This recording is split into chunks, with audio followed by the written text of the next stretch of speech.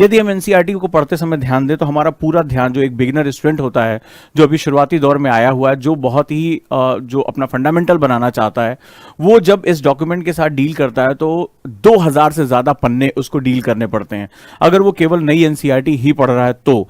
और इन सबसे मुख्य जो किताबें हैं उसमें उसका पूरा ध्यान ये रहता है कि सबसे पहले एक बहुत बड़ा टास्क है कि मुझे ये 2000 से ज्यादा पन्ने पढ़ने हैं, बल्क में ये बुक्स जो है वो हमें खत्म करनी है।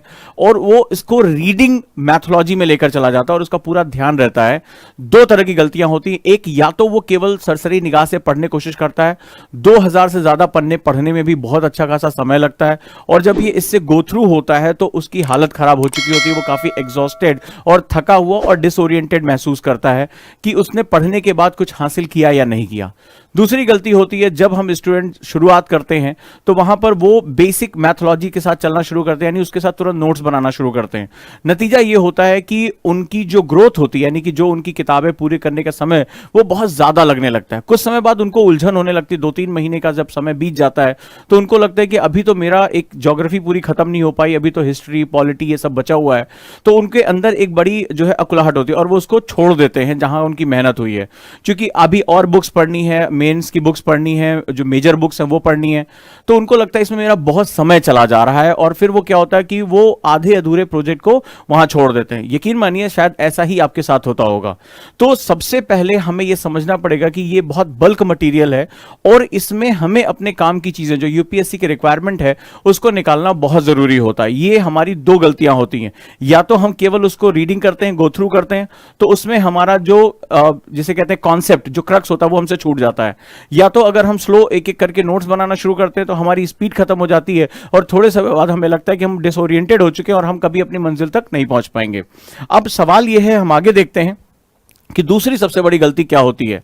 यदि हम बात करें तो जब हम एनसीईआरटीज पढ़ रहे होते हैं तो हमें यह नहीं पता होता है कि यूपीएससी इसमें से क्या क्वेश्चन हमसे पूछने जा सकता है या इसको पजल बेस्ड क्वेश्चन में कैसे कन्वर्ट कर सकता है, यानी कि वो अलग अलग चैप्टर को जोड़कर एक इंटरडिसिप्लिनरी क्वेश्चन यानी अंतर विषय क्वेश्चन का वो निर्माण करता है।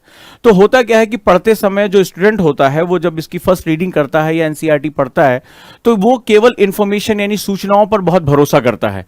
वो इंफॉर्मेशन पढ़ता है, उसको लगता है कि जो बोल्ड में लिखा हुआ है या जो बॉक्स में लिखा हुआ दैट इज वेरी इंपॉर्टेंट, और वो उसको इंटरलिंक नहीं कर पाता, कनेक्ट नहीं कर पाता है। इसके लिए एक एक्सपीरियंस की जरूरत पड़ती है। आपको बीटीएल आना चाहिए, यानी बिटवीन द लाइन, यानी कि जो वो कह रहा है उसका भावार्थ क्या होगा, उसको अप्लाई कैसे करेंगे, उसको क्वेश्चन के साथ जोड़ेंगे कैसे। छठी क्लास की एनसीईआरटी और 9वीं क्लास की एनसीईआरटी के कॉन्सेप्ट को बीटीएल से ही आपके कॉन्सेप्ट का निर्माण होता है। और जो एनसीईआरटी हमारे एस्पिरेंट्स को पढ़ना है, जो सिविल सर्विसेज में जाना चाहते हैं, उनके लिए बीटीएल यानी बिटवीन द लाइंस और कॉन्सेप्ट मेकिंग प्रोसेस सबसे इंपॉर्टेंट होता है, रादर देन कि हम केवल इंफॉर्मेशंस पढ़ें, अपने आप से कहें कि आज मैंने 50 पेज पढ़ लिया या मैंने 60 पेज पढ़ लिया। यानी आप अपने टाइम को क्वांटिटेटिव से ज्यादा क्वालिटेटिव करने की कोशिश करेंगे। जी हां, आप मात्रात्मक कितने अपने पेजेस पढ़े that is not very important. आपने जो पेजेस पढ़े उसमें बिटवीन द लाइन यानी उसके जो मतलब है, उसके जो भावार्थ है, वो आपको कितना समझ में आया और क्या आप जब यूपीएससी क्वेश्चन देगा तो उस इंफॉर्मेशन को आप अप्लाई कर सकते हैं या नहीं कर सकते। That is a very very important concept.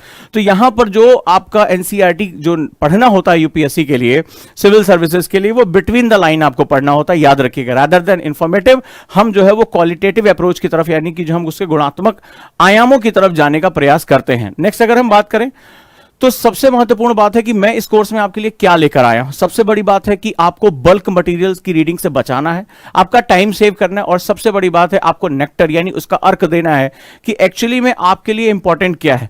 तो इस बैच को मैंने कुछ अलग तरीके से जो है वो फॉर्म के, इसीलिए मैंने इसका नाम एनसीईआरटी आंदोलन रखा है, जिसमें मास मूवमेंट जोड़कर ये जो भय है, ये जो समय हम बेकार करते हैं नई एनसीईआरटी पुरानी एनसीईआरटी, इससे हमें बचाना है। और जो मेजर कॉज है, जो जैसे लक्ष्मीकांत या जो हायर बुक्स है, उसके लिए आपको प्रेरित करना है कि आप वहां जाकर उसको प्रिपेयर करें। तो जैसे सबसे पहला बीटीएल यानी कि हम इसको बिटवीन द लाइन हम जिसे कहते हैं, यानी कि वो टीचर अपने एक्सपीरियंस से निकालता है। उसके लिए आपको कम से कम यूपीएससी का पैटर्न पता होना चाहिए, क्वेश्चंस पे आपकी कमांड होनी चाहिए कि किस तरह से क्वेश्चन अपना नेचर चेंज कर रहे हैं 2011 से पहले, 2011 के बाद, रिसेंट में पजल बेस्ड क्वेश्चन का क्या ओरिएंटेशन है, तो उसके लिए हम पूरी रिसर्च करते हैं। तो बीटीएल वहां से निकल कर आता है। दूसरा LWMI नोट्स। अब सवाल है कि मैंने पढ़ भी लिया और मेरे नोट्स बनाने में इतना मोटा जो है नोट्स बना, तो इसके लिए मैंने एक मेथड डेवलप किया LWMI, less word more information. मैं इसकी वीडियो भी जो है डाल चुका हूं।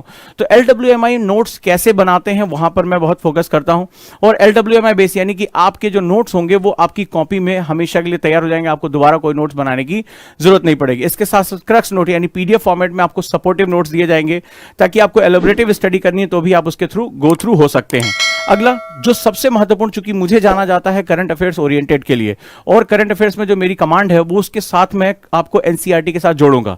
एनसीईआरटी चूंकि 2005 के फ्रेमवर्क पर बनाई गई है, तो उसमें बहुत सा अपडेटेड मटेरियल मिसिंग है, जो अभी आज के समय में 2021-2022 के लिए जो बहुत इंपॉर्टेंट हो सकता है वो पूरा तरह से मिसिंग है।